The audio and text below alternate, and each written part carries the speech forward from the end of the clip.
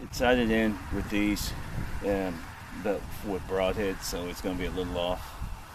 And what I got is these over here. These are 325 grain. I'm not 100% sure what these are anymore. I've had these for over a year. I can't remember the weight on them. I'm gonna just take a couple of shots, see where these two hit, and then after that, gonna do the shots with these two.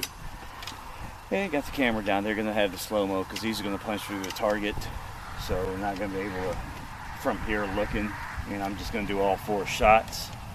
And so this is basically grabbing what happens when you grab different bolts, different weights. You're not sure what they are. How far off is the accuracy going to be? So stick around.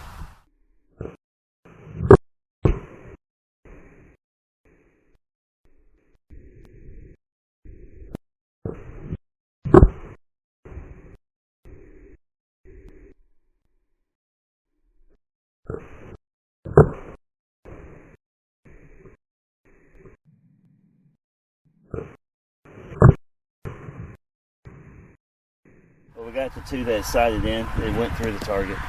Came in, you see where they're holding together. Pretty tight group. And then I got these other two, cheaper, which would have been right there. So off a little. Definitely will give an idea on how far off they are. So there you go. And we'll see what it looks like on there. But yeah, it's pretty interesting. These are definitely holding together, the ones I'm hunting with.